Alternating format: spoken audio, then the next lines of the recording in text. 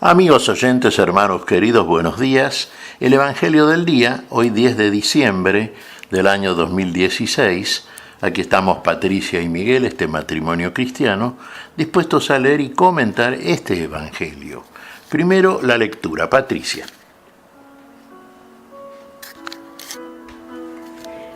Lectura del Santo Evangelio según San Mateo.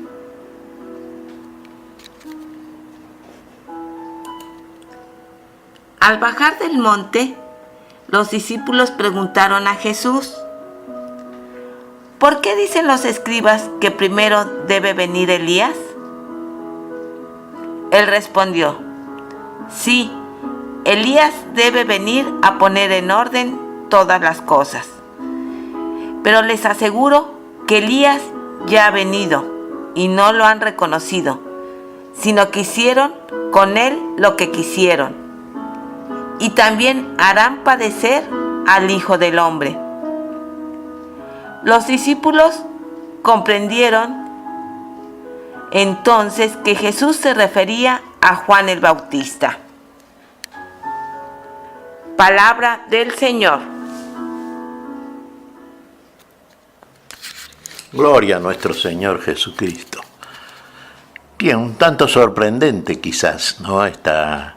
Esta conclusión que sacaron los discípulos de Jesús, muy sabia por otra parte, y la respuesta de Jesús viene entonces a aclarar muchas cosas. Fíjense, las profecías, particularmente la última profecía del Primer Testamento, la del profeta Malaquías, terminaba diciendo esto precisamente: antes de la venida del Hijo del Hombre, del Mesías, vendría alguien, el precursor, con el espíritu y poder de Elías. Recordemos el profeta Elías, que fue arrebatado al cielo cuando cruzaba el Jordán y dejó el espíritu a que habitaba en él en poder de Eliseo, su sucesor. Todo esto es un plan de Dios, por supuesto no es un plan de Elías, pero Elías tiene esa misión, tiene la misión de poner las cosas en orden. Tenía la misión, por ejemplo, como todos los profetas, de presentar a Israel al Mesías, al Salvador prometido. Y tenía que volver antes de la presencia concreta del Mesías en Israel, como Hijo del Hombre, ya en nuestra naturaleza humana, el Hijo de Dios. Claro, esto le preguntaban a Jesús, ¿no es cierto? ¿No es que tenía que venir antes Elías? Sí, efectivamente. Y Elías ya había venido, fíjese. Claro, aquel que venía con el espíritu y poder de Elías, con toda la asignación que estaba derivada o asignada a Elías por parte de Dios, era precisamente un profeta. La función del profeta, por supuesto, es anunciar, es denunciar, pero ya en el plano concreto, en el momento en que se cumple aquello que se profetiza, el profeta entonces se presenta y señala: este es aquel de quien se dijo tal cosa, este es el Mesías, este que viene detrás de mí es antes de mí, este es aquel que Dios promete. Y tal función, con ese espíritu, con ese poder, la cumplió ¿quién? Juan el Bautista. Por eso Jesús les dice que ya había venido el Elías prometido y no lo habían reconocido. Es más todavía, los escribas que decían esto y decían bien, sí, tiene que venir Elías antes del Mesías, decían bien. Pero cuando éste vino no lo reconocieron e inclusive más, hicieron con él todo lo que quisieron. Fíjese que finalmente a Juan el Bautista lo matan también. Juan el Bautista, un profeta que fue fiel a su ministerio, un profeta que murió mártir prácticamente, ¿no? Recordemos, por orden de Herodes, el tetrarca, etcétera, etcétera. Bien, y además se agrega otra cosa aquí Jesús y se lo dice a los suyos.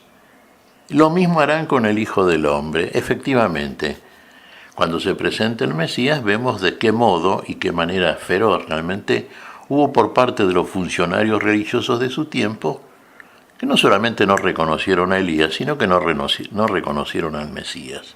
Lo persiguieron, trataron por todos los medios, ¿no es cierto?, de hacerlo caer en errores, no pudieron realmente. El pueblo escuchaba a este Mesías porque sabía que en él había un discurso diferente, estaba la verdad en su boca, el poder que manifestaba era propio, el poder de alguien que tenía por parte de Dios una asistencia plenísima. Claro, era el enviado, era el santificado y enviado por el Padre. Era este Jesús, el Mesías esperado. Y el que lo anunció, Juan el Bautista, tenía ese poder profético que le comunicaba a Dios, por supuesto. Y responde plenamente a la figura propuesta. Por ejemplo, citamos una parte solamente de todos los profetas, porque todos dicen lo mismo, pero decimos Malaquías, porque fue el último, como señalamos, habló más o menos por el año 450 a.C., y dejó esta expectativa precisamente. Ahora que estamos en este tiempo de Adviento, ahora que estamos esperando que se cumplan las promesas y vemos cómo sistemáticamente se cumplen, ahora también vemos cómo este Elías esperado vino cuando tenía que venir, hizo lo que tenía que hacer. Y acá Jesús lo está confirmando. La voz de la sabiduría, la voz de Dios en definitiva, está aclarando todas estas cosas. Algo que claro, no del todo los discípulos en su momento no van a querer aceptar del todo, porque por parte de ellos había mucho cariño hacia Jesús. Quizá podía no haber en este tiempo del discipulado una comprensión plena, ¿no es cierto?, del ministerio del Cristo, del Mesías. Pero sí lo que despertaba en ellos el Maestro único, nuestro Señor Jesucristo, era ese amor que crece y que finalmente nunca deja de ser. Vemos entonces aquí, por parte del Evangelio de Mateo, que es el que estamos considerando en el día de hoy, este cumplimiento. Dos personajes, centrales en este Adviento. Uno, Juan el Bautista, que va a desaparecer, va una vez cumplida su misión, y uno que va a permanecer para siempre ya, el Rey eterno. El reino de los cielos en medio de los hombres está, en medio de la sociedad humana está. Por manera que, hermanos, vemos como la palabra de Dios se cumple siempre. La palabra de Dios es muy coherente, tiene una consecuencia interna, una coherencia entre sus dos partes, por así decirlo, el Antiguo y el Nuevo Testamento, que hay en él una simetría divina perfecta. ¿Se da cuenta? Siempre decimos, el primer testamento o Antiguo Testamento es escritura velada, de alguna manera, pero el Nuevo es escritura revelada. Y el revelador de todas las cosas es el comunicador que nos comunica precisamente la plenitud de la verdad. Nuestro Señor Jesucristo, por medio del Espíritu Santo, que finalmente envía para que conozcamos la verdad a pleno. ¿Qué te parece, Patricia? Pues mira, Miguel, qué maravilloso es el Señor. Porque Él, en vez de venir a destruirnos por nuestros pecados, se hace uno de nosotros para arrancarnos el pecado de nosotros y llevarnos con Él. Efectivamente, ese es el amor de Dios manifestado en Cristo Jesús. La plenitud del amor, la misericordia por parte de nuestro Dios, que no se cansa de amarnos, por ejemplo, y de perdonarnos también. Por eso nos entregamos a Él, por eso confiamos en Él, por eso sabemos que en Él está la salvación, la vida.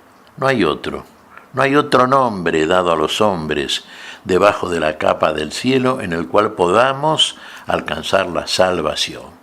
¿Qué te parece si entonces le agradecemos esto a Dios? Muy bien, Miguel. Te damos gracias, Padre Celestial. Gracias en el nombre santo de nuestro Señor Jesucristo. Te damos gracias, pedimos tu bendición para este día. Pedimos tu espíritu de santidad, tu espíritu de envío, Señor.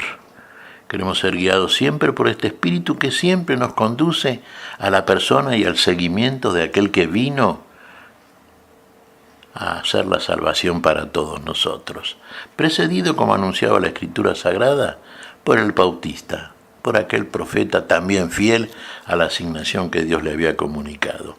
Te agradecemos esto, Señor, en tu nombre santo. Por Jesucristo, Señor nuestro. Amén y amén. Amén.